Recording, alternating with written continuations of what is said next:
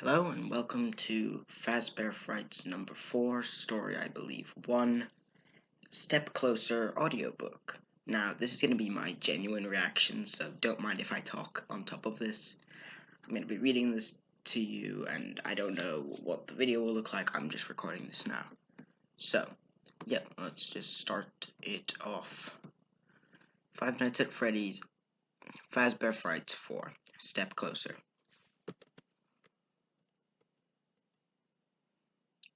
So let's look. Table of contents. We have Step Closer, Dance With Me, and Coming Home.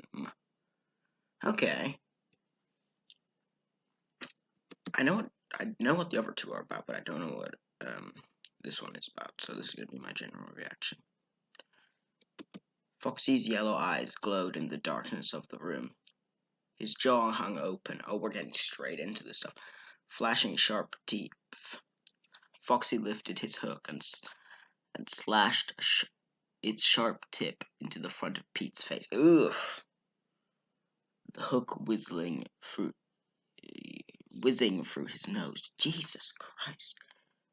Pete rolled off the bed, his body shaking, his stomach pinched, and he lay helpless on the floor. Foxy... What's that one? Sorry. It's kind of hard. I'm reading this one. Yeah, it's kind of... Pivoted? Okay. I think that's pivoted. Pivoted, looming over him. The shifting of gears filled the room as Foxy swung up with his hook. You can't be a pirate. You can be a pirate, but first you'll have to lose an eye and an arm. No, Pete breathed. No. When Foxy slammed his hook down into Pete's eye, oh my god. An audible pop sounded. Blood poured from his eye socket, and Pete screamed. Jesus Christ, this is already pretty insane. Freddy Fazbear's Pizza was crowded with crazy little kids and their harassed idiot parents. Music bellowed through the wall speakers and arcade games pinged and vibrated. The scent of burnt pepperoni wafted through the air, mixed with the scent of cotton candy. Pete slouched against the wall, ankles crossed. A ball cap turned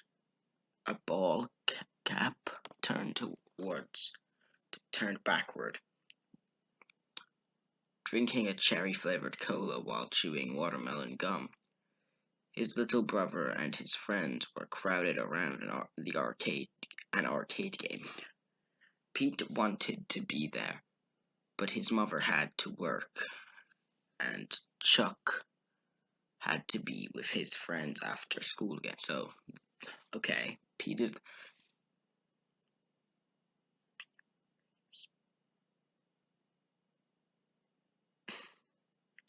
Oh, it was a dream. Sorry, I'm slow at picking up these sort of stuff. Anyway, Pete, yeah, sorry. So that left Pete to play a babysitter for the 100th time. He asked himself, why was it always his job? And was the little snot grateful? Nope. Chuck was always whining about his inhaler. Always whining he was hungry. Always asking a bunch of questions. Always something.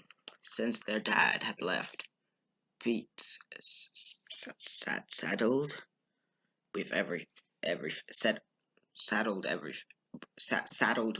everything Chuck. Okay, sorry, this is really hard. These are hard to read. His mum's words were stuck in his head. You're a man of the house now. Pete, take care of your little brother. How was Pete supposed to be a man when he was just 16? Did anyone ask him what he thought of these new responsibilities? Sorry if this digital is really hard to work. Double nope. Pete watched a little kid walk up a cup walk up to a couple of employees cleaning up birthday tables. He pulled on a guy's sleeve. The man looked down at the kid and smiled. "Can I help you with something?" he asked. "I was wondering, where is Foxy the pirate?" The, the kid said. The man's voice was surprisingly, okay, syruply. Okay, I don't know what that word is. Let's just say it was sweet. "Oh, Foxy's back on vacation at the moment. We hope to have him back soon. He's out of order." Oh, that's adorable though that they try and tie it up with him on vacation. The little kid stuck his lip out and nodded as he walked away. The other employee chuckled. "Good one," he told the man. "Yeah, a vacation in a maintenance room.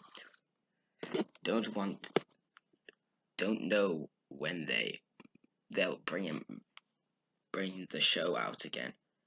Pete was thinking that over when he realized someone was saying his name. "Pete?"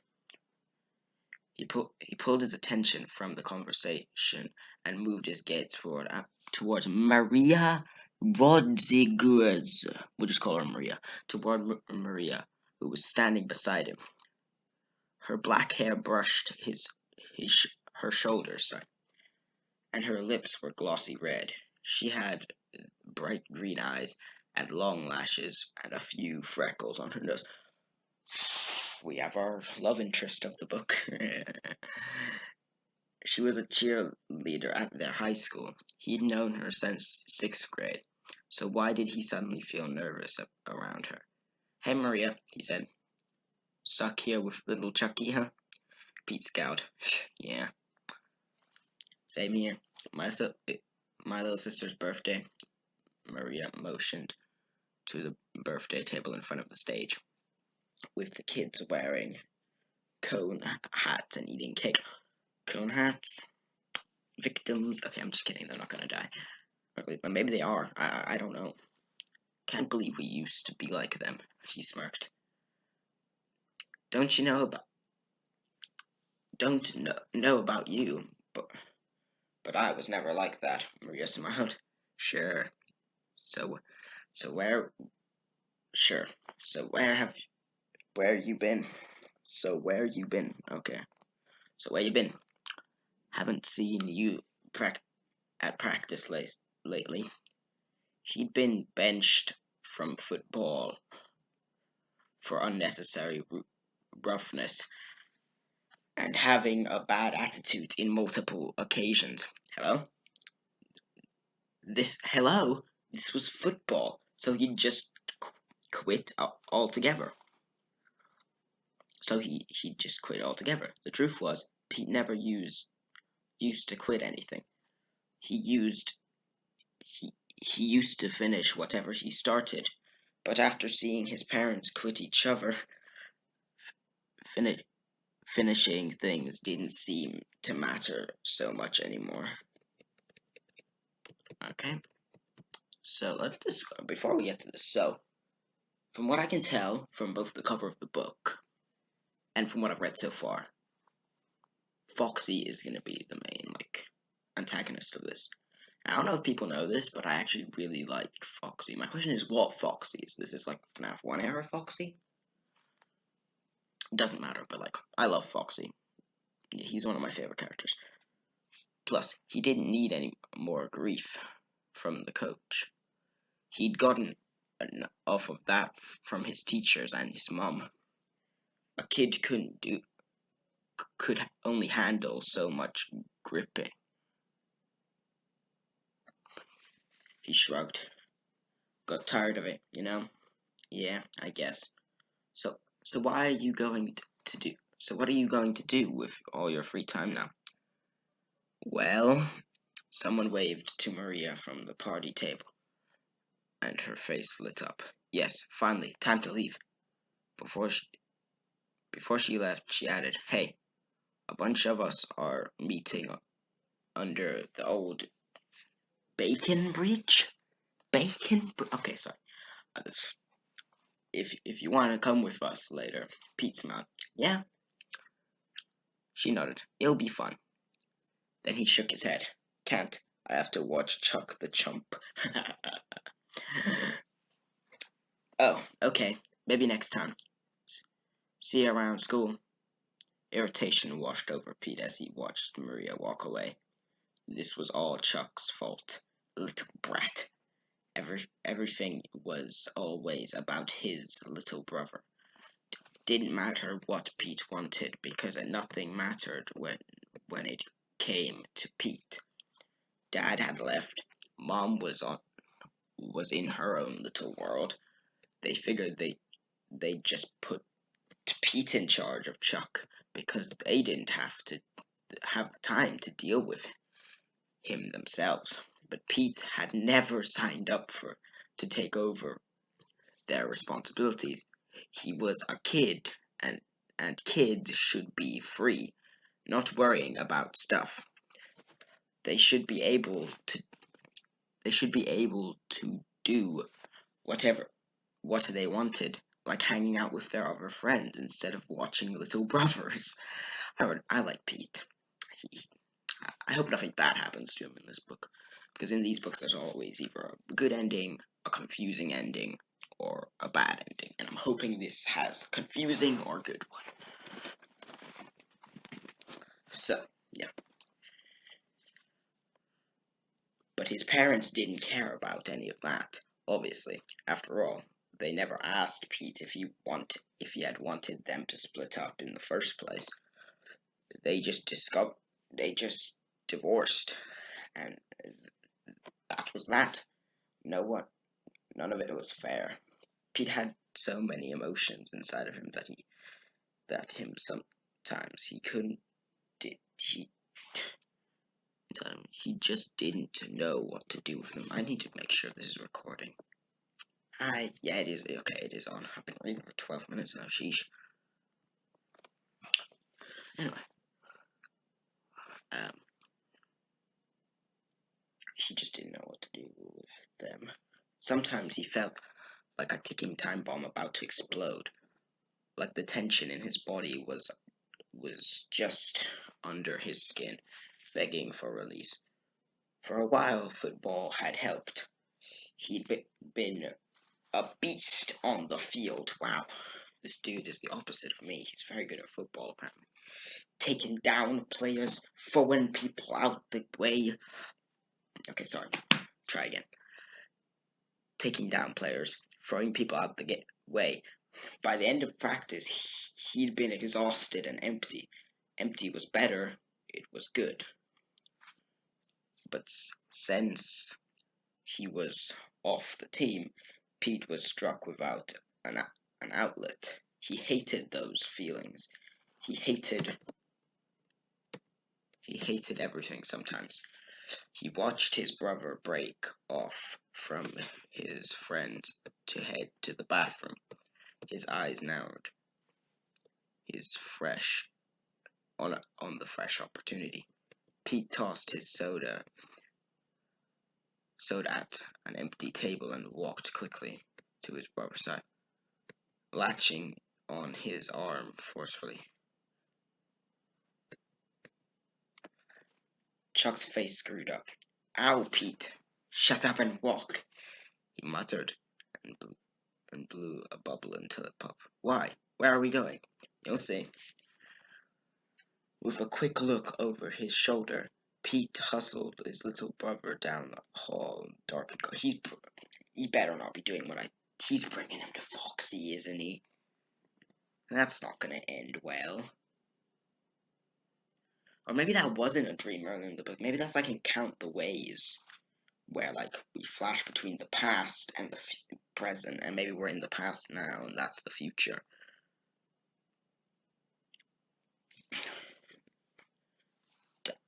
Long, darkened corridor. The floor was faded and old. Peeling posters of animatronics lined the walls. The place needed a serious upgrade. Pete had wandered down here before and discovered the large maintenance room. Oh no. Now that he knew was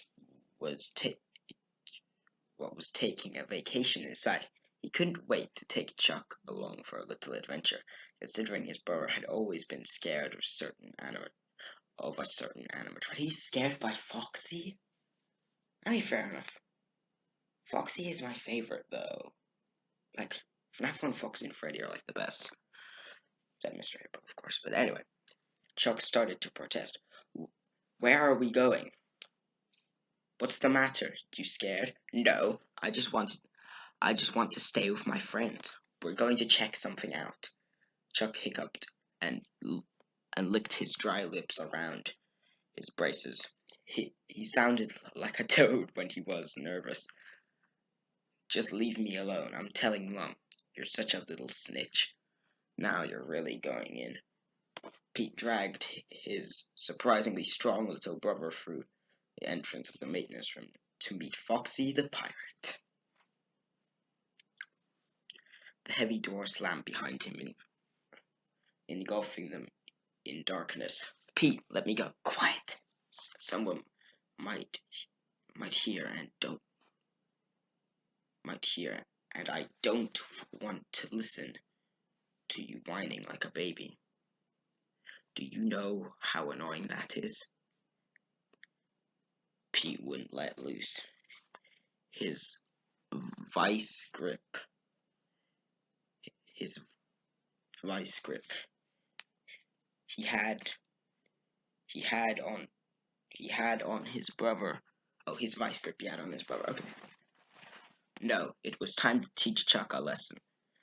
It was a time for Pete to do what he wanted and right. Now, that meant giving his brother a good scare. Little Chuck the Chump might even pee his pants. Pete chuckled at the idea, with one hand still firmly on his brother's arm. He finished his phone. He fished his phone. Fished? Who says they fished their phone out of their pocket? Anyway, he fished his phone out of his pocket and turned on the light to guide them slowly through the darkness. The area was strangely quiet, as if it wasn't connected to a boatload of people down the hallway. The smell here was stagnant and musty, and the air seemed lifeless, as if no one had set foot in this place recently, which was weird when the rest of the building was full of activity. Hiccup. Pete's foot knocked a bottle across the floor. It hit something and shattered. Pete and Chuck froze, wondering if someone could hear, but no one seemed to be around. Hiccup. Pete scanned the floor with the light, revealing scuffed black and white checkered tiles. That again, this means it could be any of the pizzerias. Wait, are they gonna go into like parts and service from? Wait a minute. The parts and service room in FNAF 2 was pitch black unless you. They're in part, but that's just a theory. But like, they're in parts and service, aren't they? Dusty tables and a few broken chairs. He scattered about a large room. There were cardboard boxes on the tables, half empty, with party hats and plates scattered around them.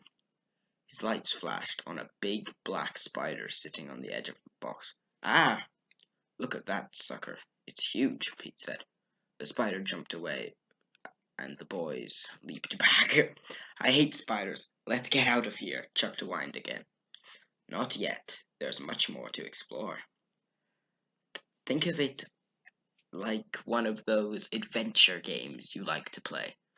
We have to find a secret treasure, Pete said, laughing under his breath. More like he had to scare the crap out of his brother a little more. He flashed his light back down the floor. He stopped.